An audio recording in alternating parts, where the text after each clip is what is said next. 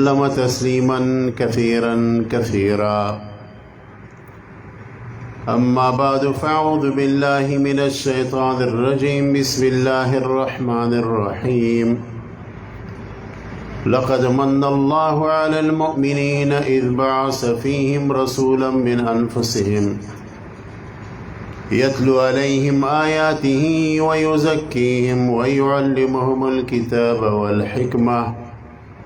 وإن كانوا من قبل لفي ضلال مبين. وقال رسول الله صلى الله عليه وسلم: لا يؤمن أحدكم حتى أكون أحب إليه من والده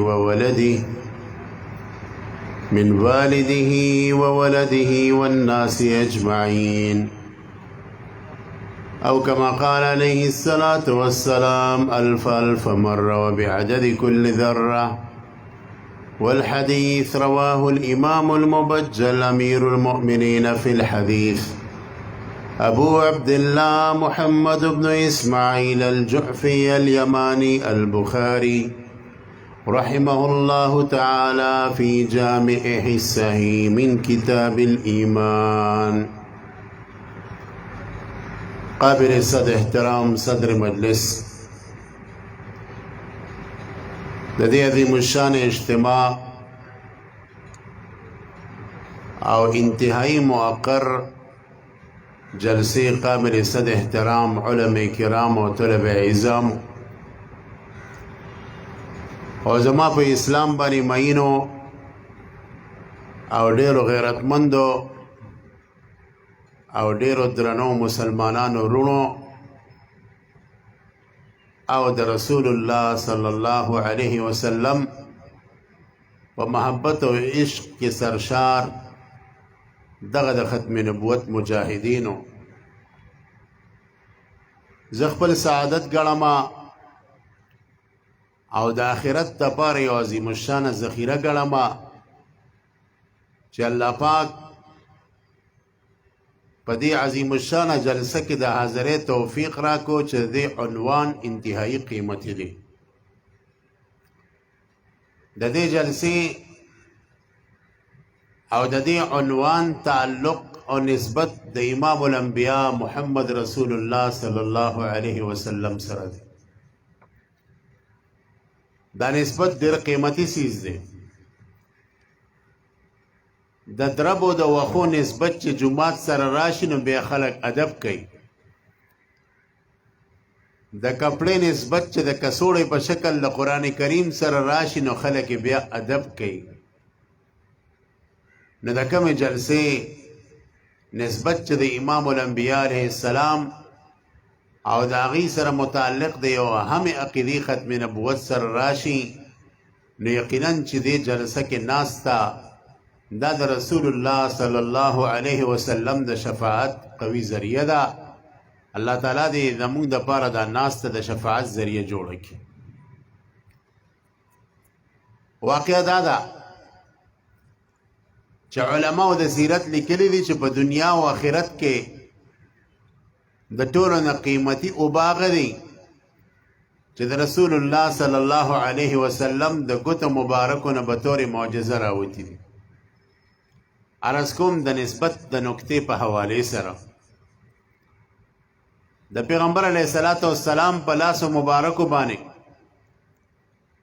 د حدیثو کتابونه د دې نه ډک دي چې څو پیرې دا معجزه ظاهره شوې. د بخاري شریف روایت دی، حضرت انس رضی الله تعالی عنہ فرمایي د منځ وخت راغی اوبه موږ سره ډېرې کمې وې. کم صحابه چې مقیم او کورونه نږدې و هغې اودس دپاره کور ته لاړ، کم صحابه چې مسافر و د هغې د اودس ځای ونه. هغه وخت کې مسجد نبوي کې انتظام نه و. پیغمبر علیه الصلاة والسلام د اوبو تپوس وکړو، موږ ورته ویل چې لږې غونته یو لوټګۍ اوبه دي. امام الانبیاء علیه السلام وایي دا اوبه راوړئ. چې کله دا اوبه راوړئ امام الانبیاء علیه السلام خپل ګوتې مبارکې په دغه لوټګۍ کې کېښودلې او دونه وړه لوټګۍ وه چې د پیغمبر علیه السلام په ګوتو مبارکو وړه ښکاره شوه. حضرت انس صاحب وی په الله مې د قسمي ما په خپل سترګو باندې دا اوبه کتلې چې د پیغمبر علیه السلام د ګوتو مبارکو نه د چینی په طریقې سره روانې شوې او نور صحابه به راتله د هغې نه به یې خپلې لوښي ډکول چا به لوټې ډکولې د تبرک نه ډکې اوبه وې چا به څکلې چا به پې چاردام کو حضرت انس صاحب شاګردانو کې یو امام حمید او حمید تپوس کې استاد محترم په دغه ورځ باندې تاسو څو کسان ووایي چې د اتیاو نه ډېر کسانو چې په دغه یو لوټه باندې مونږ ټولو اودسونه کړي پیغمبر علیه الصلاة والسلام دا معجزه د اوبو د کثرت تاسو پیرې ظاهره شوې علماو لیکلي دي چې یو پیره د صحابو تعداد 1400 یا 1500 یو پیره د صحابو تعداد 200 یا 800 چې دغه یو لوټې نه اوبه استعمال کړې وې ټولو ته رسېدلې وې په درېیمه پیره باندې د صحابو تعداد 300 یا د 300 د پاسه او په څلورمه پیره د اتیاو نه زیات صحابي او د اتیاو والا هغه روایت بخاري شریفو باقاعده را نقل کړی نو عرض دا کوم چې د دغې اوبو نسبت د پیغمبر علیه السلام سره او علماو د سیرت لیکلي دي چې دنیا او آخرت کې د جنت د اوبو نه قیمتي اوبه دغه اوبه دي چې کومې اوبه د پیغمبر علیه السلام د ګوتو مبارکو نه راوتي دي او بیا د دغه معجزې نسبت کو د نور انبیا کرام علیهم صلوات و تسلیمات د معجزو سره والی نو څنګه چې د پیغمبر علیه السلام ذات شریفه اوچت دی په نورو پیغمبرانو تلک الرسل فضلنا بعضهم علی بعض دقه رنګې د پیغمبر علیه السلام معجزې هم اوچتې دي چنانچه سیدنا موسی علیه السلام په خپله عصا مبارکه باندې کاڼی ووخو د هغې نه 12 چینې روانې شوې علما فرمایي چې د کاڼي نه یا د غر نه یا د کاڼو د منځ د اوبه روانېدل دا ډېره ناشنا خبره نه ده لیکن د ګوتو نه او د غوښې نه او د وینې د منځ د اوبه روانېدل دا ډېره ناشنا خبره ده لہذا د پیغمبر علیه السلام معجزه د موسی علیه السلام په معجزې باندې اوچته ده اگر چې په خپل ځای د موسی علیه السلام معجزه هم انتهایي اوچته ده هر ګلې رابوی دیګرست دا تمام پیغمبرانو د هغې معجزې دا د ګلابونو د باغ هغه مختلف ګلونه دي چې بعضې پکې کاسني دي بعضې پکې تورمایله ګلاب دی بعضې پکې سور مایله ګلاب دی بعضې پکې نور رنګونو والا ګلابونه دي د هر یو ګل پکې خپل خپل بوی خپل خپل خوند او خپله خپله مزه ده خو د دغې باغ د تمامو ګلونو سردار امام الانبیا محمد رسول الله صلی الله علیه وسلم او په دویم نمبر باندې بیا د ټولو نه قیمتي اوبه هغه د زمزم اوبه دي دا اوبه علما فرمایي چې د جنت د اوبو نه هم اوچتې دي همدا وجه ده چې د پیغمبر علیه السلام عمر تقریبا 4 کالو د حضرت حلیمه سعدیه رضی الله تعالی عنه په کور کې د هغوی تربیت روانو یو طرف ته وتهو سیدنا جبرئیل علیه السلام د بره نه راغی پیغمبر علیه السلام یې سملو پیغمبر علیه السلام مبارک سینه کلو کړه او کله چې ولا سینه کلو کړه دا زړې په منځ باندې دوه کوه امام الانبیا په خپل سترګو مبارکو دا ټول هر څه ویني د دې زړه د دې منځ نه یو توره ټوکړه لرې که چې هغه د شیطان د وسوسو ځای و هغه د وسوسو ځای یې لرې کوه بیا یې دا زړه یو ځای کو په سینه کې فټ کوه او بیا د جنت په تال کې د زمزم اوبه راوړې وې هغې راواغستې د امام الانبیا په سینه کې دننه ومږلې د هغې نه پس جبریل علیه السلام د سینې دا دواړه طرفونه یو ځای کول پیغمبر علیه السلام سینې وګنډله یو ځای شوه پیغمبر علیه السلام جګ جوړ کېناستو او دا دواړه فرشتې ته لاړ د شق صدر واقعه 4 پیرې شوې ده یو پیره د پیغمبر علیه السلام عمر دغه 4 کالو یو پیره د سیرت علما فرمایي 10 کالو یو پیره چې کله دوی ته نبوت ملاوېدو یو پیره چې دوی د معراج په موقع باندې اسمان ته تشریف وړوه نو په دې 4 موقعو باندې د پیغمبر علیه السلام سینه مبارکه کلو کړې شوې ده دپاره دې چې په دې کې آسماني فیوز واچولی شي روحانیات پکې نور هم واچولی شي او رڼاګانې هم پکې نورې واچولی شي نوې جنت په تال کې چې د زمزم اوبه راوړې نو دغه فرشتو د جنت نه ورسره اوبه هم راوړلی شوې خو د جنت اوبې رانړې او د زمزم اوبې راوړې دا د دې خبرې دلیل دی چې د جنت د اوبو نه هم قیمتي اوبه هغه د زمزم اوبه دي دا د سیرت علماو لیکلي او دا حقیقت دی الله د زمزم په اوبو کې زبردست شفا ایښې ده حدیث د رسول الله صلی الله علیه وسلم دی فرمای ماء زمزم لما شرب له د زمزم اوبو کې د هر مرض شفا موجوده ده د دې اوبو په ذریعه سره الله پاک د هر مرض د شفا ورکوي او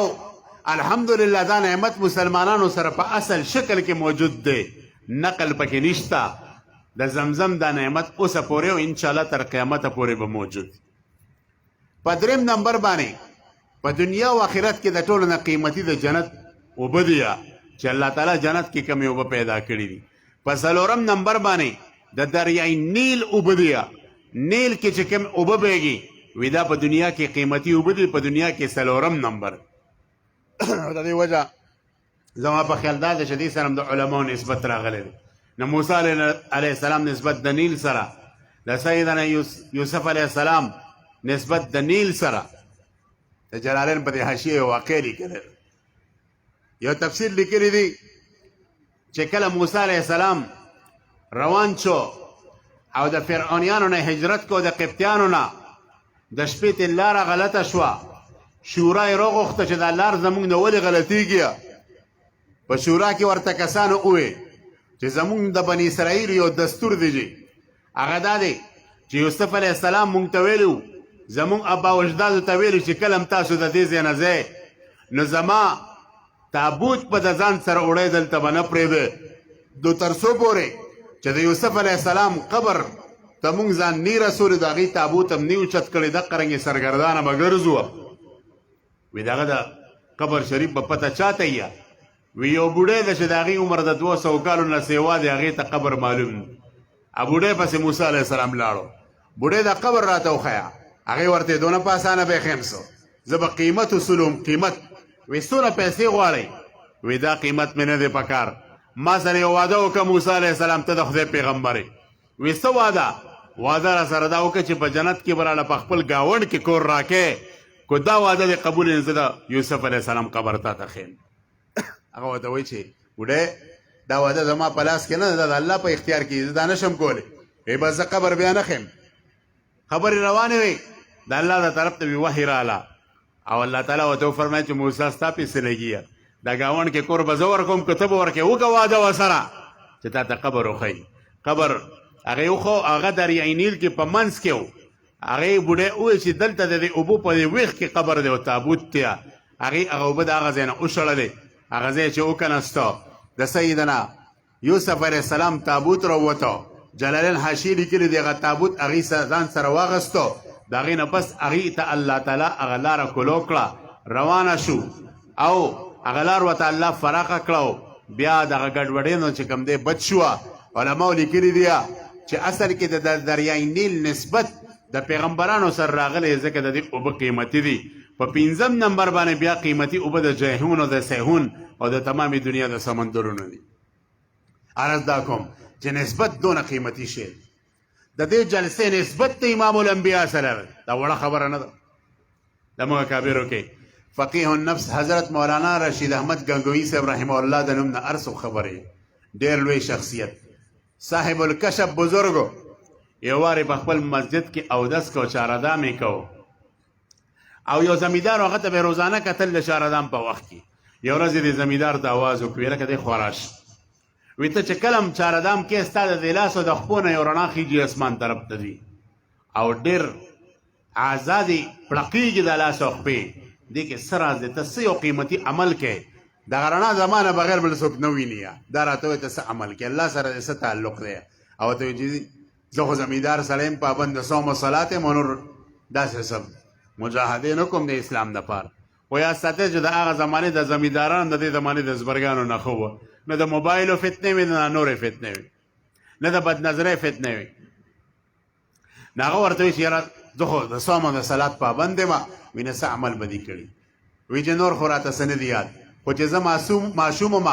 زموږ علاقې ته یو ډېر لوی شخصیت یو ډېر لوی ولی الله یو ډېر لوی مجاهد کبیر سید احمد شهید رحمت الله علیه چې په دې تمامو علاقو باندې د سیکانو سره جهادونه کړي دي او د بونیر په علاقې 4.5 کاله اسلامي حکومت او نظام قائم کړو د شاه اسماعیل شهید رحمه الله پیر او د لوی لوی بزرګانو پیر سید احمد شهید صاحب وی هغه زمونږ کلي ته راغلی وه خلک راغونډ وه زه ماشوم ومه زه د خلکو په دې خپو خپو کې ورړمه سید احمد شهید صاحب ته مې کتل د هغه د روحاني مخ دغه د نوراني مخ اوسه پورې نقشه زما په ذهن کې ده یو 10-15 منټه هغه ولاړو د هغې نه پس هغه روان شو خلک کورونو ته لاړ زم کور ته لاړم صرف دا یو عمل مې یاد دی فقیه النفس حضرت مولانا رشید احمد گنگوی سے فرمایل بس ما ته د خپلې خبرې جواب ملو شوه ستا په دې اودس کې چې دا دونه نورانیت دی ستا په دې چارهدام کې چې دا دونه نورانیت دی دا د دغې بزرګ د دې 10 منټه د صحبت برکت دی صحبت صالح ترا صالح کند صحبت طالح ترا طالح کند د نیکانو صحبت به د نیک کی د بدانو صحبت به د بد کیا نیکانو په صحبت کې به تا ته انسانیت ښودلی شي د نیکانو په صحبت کې به ستا تربیت کیږي تربیت هغه قیمتي سیز دی چې د سپي غونته سیز یې وکړه هغه هم قیمتي شي د سپي جوټه حرامه ده زمونږ د احنافو قول دا دی چې سپي په یو لوښي کې خوله ور واچوله دا لوښي به 3 پیرې وجوبا وینځي واجب دی او 2 پیرې به استحبابا وینځي ځکه د سپي په دې خوله کې جراثیم وي هغه اکثر د لوښي د لاړ شي حدیث د پیغمبر د بخاري شریف چې دا 2 پیرې د لوښي وینځي چې جراثیم چېرته پاتې نه شي دغه سپی دی تا ښکاري جوړ کړه تا وله تربیت وکړه بیا ښکار دی اوسې د تا اولي د په ځنګل کې د پرېښودو په وخت کې صرف تا دا ووې بسم الله الله اکبر په شا دې وډبو ور پرېښودو او دا اوسې راټینګه کړه ویې خړلوله مړې کړه د دې اوسې دا غوښه ستا دپاره بغیر د چاړه راښکلو نه حلاله ده ځکه د ښکاري سپي راټینګه کړه پرېښودو په وخت کې تا کلمه ویلې ده لهذا تا چاړه نه ده راښکلې بیا هم د دغې اوسې خوراک ستا دپاره جایز دی دا د تربیت اثر دی تربیت دونه غټ انقلاب راولي ګورئ چې د سپي هغه مړ څاروی چې کوم دی مړ سیز هغه هم ستا دپاره جایز شو د دې وجه نه عرض کوم عزتمندو د دې جلسې نسبت د امام الانبیا سره دی نو تاسو څونه چې راغلی کو د هرې پاټۍ سره تعلق ساتي کو د هر چا سره تعلق ساتي خو چې مسلمانی لا اله الا الله محمد رسول الله وي بلا تفریق د یو پاټۍ نه بلا تفریق د یو مکتب فکر نه دا یو اجتماعي جلسه ده دا د امام الانبیا علیه السلام د ناموس او د عزت جلسه ده دا د هغې د ختم نبوت د عقیدې د مضبوطولو جلسه ده نو دې جلسه کې ناسته دا ګورې عبادت ته مستقل دې وخت کې تاسو هغه میټر تاویږي د الله په نیز باندې الله ستاسو میټر تاوي او نیکۍ ستاسو عملنامه کې غورځي نو دا ناسته ډېره قیمتي ده نو عرض دا دی کو حالات هر څنګه کو موسمونه هر څنګه کوشش کوي علما راشي بیا د ختم نبوت په نوم باندې جلسې کوي یا دغه علماو صحبت کې کښېنئ د دې جلسو له ځان رسوئ دې سره تعلق قایموئ دې سره تعلق مضبوطوئ تاسو په خدای یقین وکړئ چې دا ډانګي زموږ د کومو ملګرو اوچت کړي دي د دې جلسې محافظین دي څوک په ګیټ څوک په یو ځای څوک په بل ځای ولاړ دي دا علما چې شپه ورځې یو کړې ده د دې جلسې انتظامات یې کړي دي په الله مې د قسمیه دا دونه عظیم منصب دی دا دونه لوی ثواب دی چې دې سره ډېر کم عملونه مقابله کې په ثواب کې ګورئ زموږ په کلي کې یو عالم او وفات شوی دی د نن نه تقریبا 10-12 کاله مخکې ډېر نیک عالم و چې کله وفات شو زموږ د کلي یو بل زموږ شاګرد عالم دین دی تهجد ګزاره دی په خوب کې ولیدو خوب په اسلام کې دلیل او حجت نه دی لیکن د مانوسیت لپاره ذکر کول جایز دی ځکه دا د نبوت 46مه حصه ده او د بزرګانو خوبونه اکثر رښتیا وي ما ته مولانا صاحب وي چې ما دغه مولوي صاحب چې کوم وفات دی په خوب کې ولیدو چې دغه قبر چې په کوم ځای کې دی موږ چې په کوم ځای خښ کوه د ده په دې قبر انوارات راورېږي او د دغې انواراتو برکت دی چې په تمامه مقبره باندې عذاب ختم دی او ټول په نور کې پټ دی ما د یو تپوس کوونکي نه ما د یو کس ته تپوس وکړه چې دا د دې مولانا صاحب په دې قبر د انوارات ولې راورېږي ما ته جواب ملو شوه چې ده د ختم نبوت ډېر خدمت کړی د هغې په برکت باندې د قبر د پاسه انوارات راورېږي چې دا خوب یې ما ته بیان کو په خدای مې د قسمي ما ته واقعه را یاده شوه تراوی به مونږ په روژه کې یو ځای کولې یو ورځ د تراوو نه پس ماته وي مولانا صاحب وي زما یاد دي چې زه په جهلم کې د قاضي عبداللطیف صاحب رحمت الله علیه په مدرسه کې وم وي زمونږ د طالبۍ وختو ږیره مې لږه لږه راغلې وه د ختم نبوت جلسه جوړه شوه زما په لاس کې ډانګې راکړې شو چې ته په ګیټ کې ودرېږه ته خدمت کوه وي ما ته خپل خدمت ډېر عزیز و ما به ډېر په شوق باندې د ختم نبوت په جلسه کې ډنډه اخیستې وه خدمت به مې کوه ما ته هغه واقعه ویاده شوه چې قسم دی الله چې دا سړی بخلی دی دغه خدمت په برکت یې بخلی دی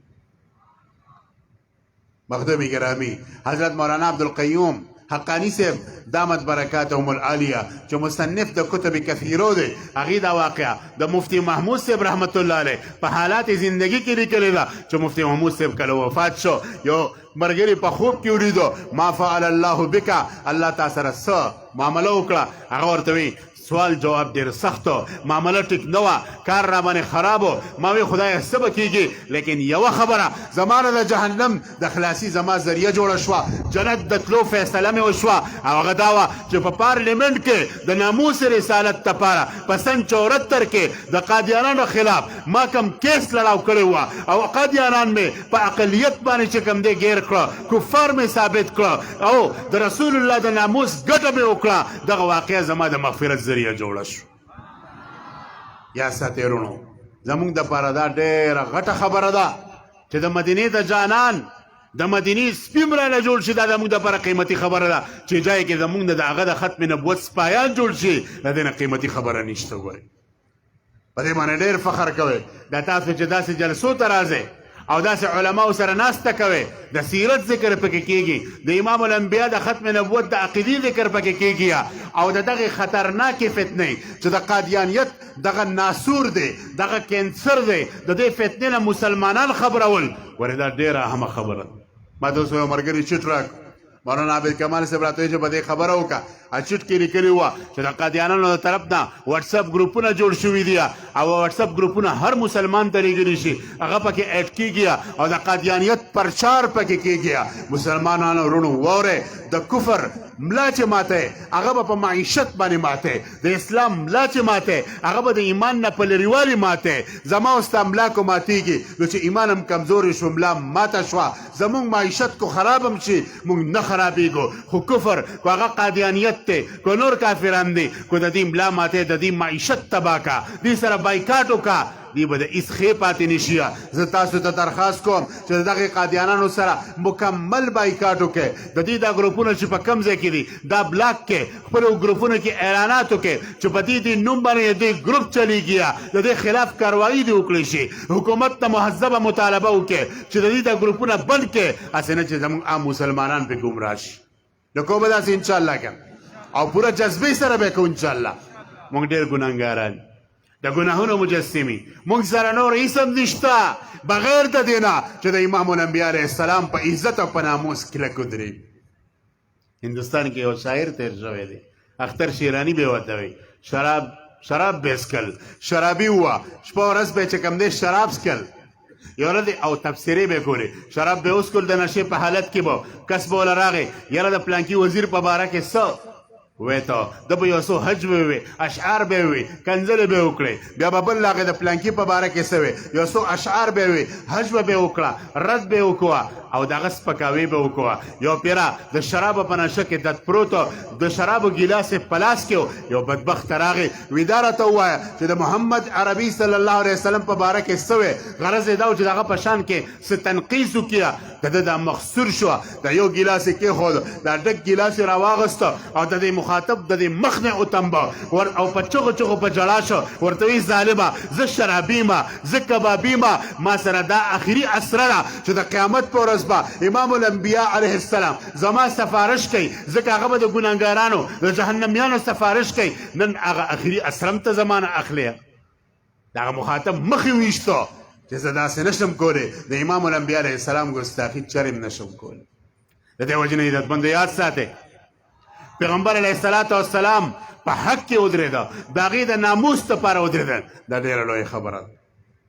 د بیروت کې یو عالم تیر شوی دی شیخ یوسف نبهانی رحمه الله د علما کرام یې پیژني عاشق رسول و ډېر لوی عالم و او دا د بیروت لبنان جج پاتې شو قاضي پاتې شو دې په یو عجیبه خبره کې د هغه ځای نه جلا وطن کړی شوه بیروت کې تاسو ته پته ده چې اکثر عیسایان دي کرسچنټي سیوا ده عیسایت ډېر دی مسلمانان کم دي بیا هم حکومت د مسلمانانو په لاس کې دی دې قاضي دی جج دی بیروت کې یو عجیبه واقعه وشوه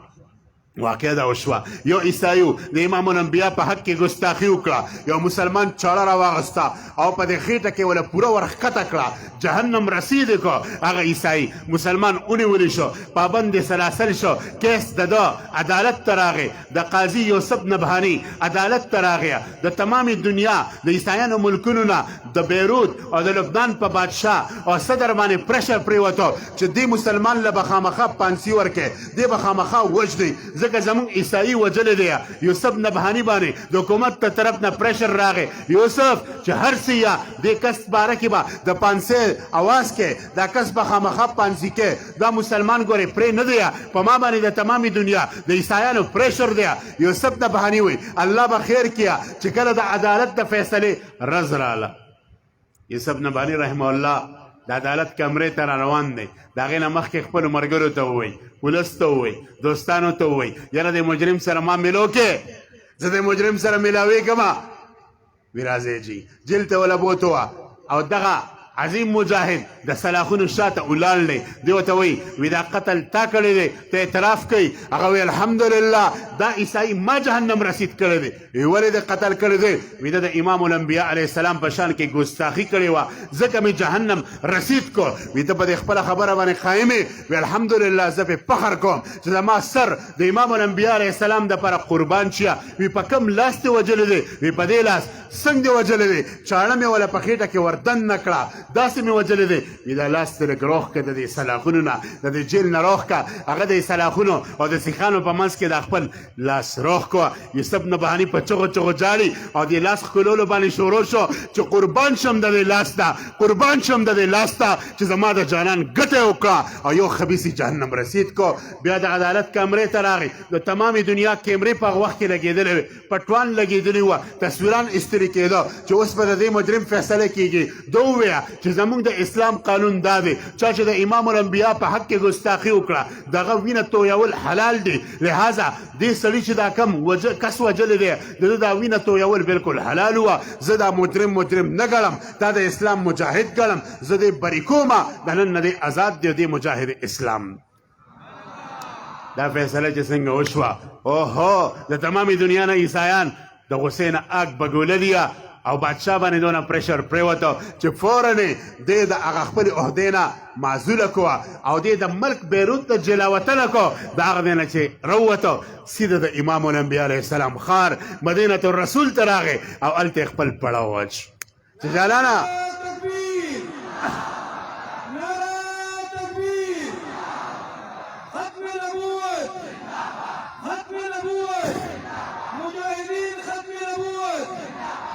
او دا ووایي چې جانان باقي ژوند ستا په ښار کې تېروم ستا په مینه کې مست یم ستا په عشق کې مست یم ستا دپاره دا قرباني کوم باقي ژوند تا سره خوا کې تېروم د تاریخ یو واقع لیکلی ده او دا واقع سیر علام النبلا کې موجوده ده سیر علام النبلا د علما کرام پیژنې په 10 جلده کې غټ کتاب دی لیکونکی امام شمس الدین ذهبي رحمه الله امام ذهبي صاحب لیکي چې په صنعا کې یمن کې یو کذاب راغی هغه د نبوت دعوه وکړه دغه اسود انسي نوم وه هغه وایي زه د خدای پیغمبر یم دا یې دروغ وی او یو غټ الزام یې لګو په الله په شریعت باندې دروغ یې وی دروغجن وه کذاب وه څنګه چې غلام محمد قادیاني کذاب دی دروغجن دی دعوه یې وکړه خلکو ته ووایي خپلو ملګرو ته ووایي خپلو حوارینو ته ووایي چې زه به دا خلک خپل دین ته څنګه راواړم زه به په ما به ایمان څنګه راوړي مرتد به څنګه چې د اسلام خلک ورته وایي د دې یوه طریقه ده او طریقه دا ده چې علما خپل دین ته راواړو دا علما که ستا په طریقه باندې روان شو نو ټول خلک به ستا په طریقه روان ورته وایي د ټول نه لوی عالم څوک دی وایي د ټول نه لوی عالم دلته په صنعا کې یمن کې ابو مسلم الخولاني رحمه الله وی راولې هغه یې راوستو هغه د ایمان د جذبې نه سرشارو ډکو ایمانی جذبه دغه پر رګ رګ کې چلیده د امام الانبیا محبت دغه پر رګ رګ کې چلیده پیغمبر علیه السلام نوی د دنیا نه انتقال کړی رحلت یې کړی د ابوبکر صدیق صاحب خلافت روان وه اسود انسی ورته وایي اتؤمنو بامام الانبیا برسول المدینه ته د پیغمبر علیه السلام په ذات ایمان راوړی هغه ورته الحمدلله لا اله الا الله محمد رسول الله زه په پیغمبر علیه السلام ایمان راوړم ویزه ټیک ته دا خبره خو منم بیا ورته راغونډه وایي په ما ایمان راوړې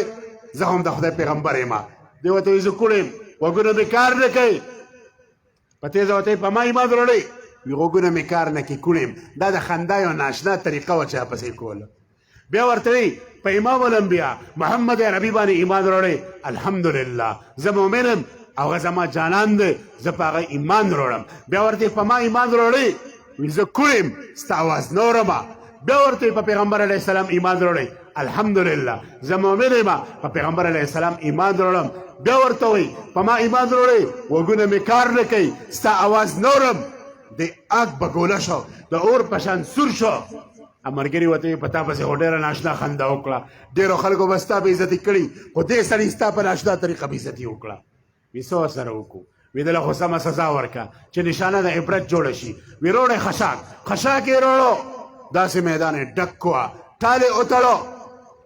ابو مسلم خوراني رحم الله د خپلو لاسونه په ټال کې کینو اور غلغلې وخي اور غړامبرې وخي او په دې ټال یې ورتیکه کړو د اور د منځ ته یې ورویشته خلک په تماشه و چې دی به اوس سټکوري شي ختم به شي سکرۍ به شي څو ګنټې د اور بلو چې اور ختم شو ابو مسلم خوراني صاحب دقه شان ناست د اور په منځ کې د لاسو د خپو هغه پړین سوځېدلي اور د هغه یو ویښته ته نقصان نه رسولی او دا حواله مې ځکه درکړه چې امام ذهبي صاحب د دې واقعې توثیق کړی دی په خپل سند یې رانقل کړی ده سیر اعلام النبلا د علما بیا کتی شي دا کتاب نه کله چې د اور نه راووتو اسود انسي کذاب باندې سر ګرځېدو چې دې بلا سره څه وکړم دی خو په اور کې هم د سوځي خپلو ملګرو ته یې ده سره اوس څه وکړو وي فورا یې جلا وطن کا ورنه دا دین دله ختمیه تمام خلک به ستا د دین نه وړي جلا وطن یې کړو چې څنګه روح باسو د یمن نه سیده د امام الانبیا ښار ته د جانان ښار ته ځان ورسو مسجد نبوي کې د مونځ ټیم و هلته په مونځ ودرېدو حضرت عمر صاحب په مسجد نبوي کې دی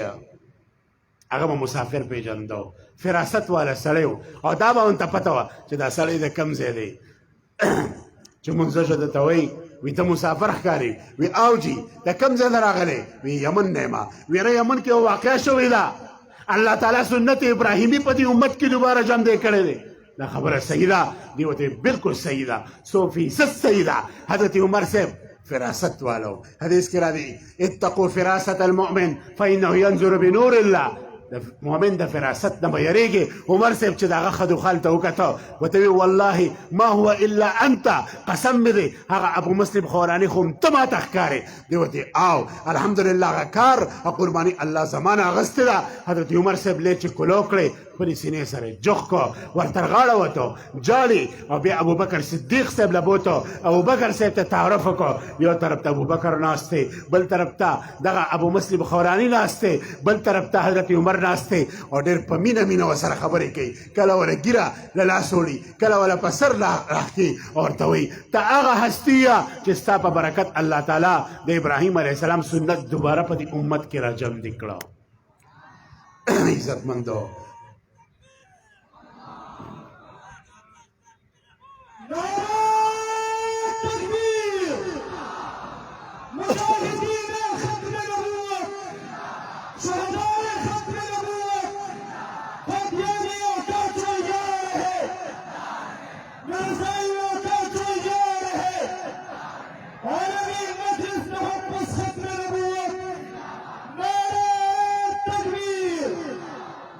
عزتمندو دا آخري خبره کوم په دې مجلس کې دا کلکه واده وکړئ چې د امام الانبیا د ناموس دپاره به په هر ځای کې ولاړئ که نه به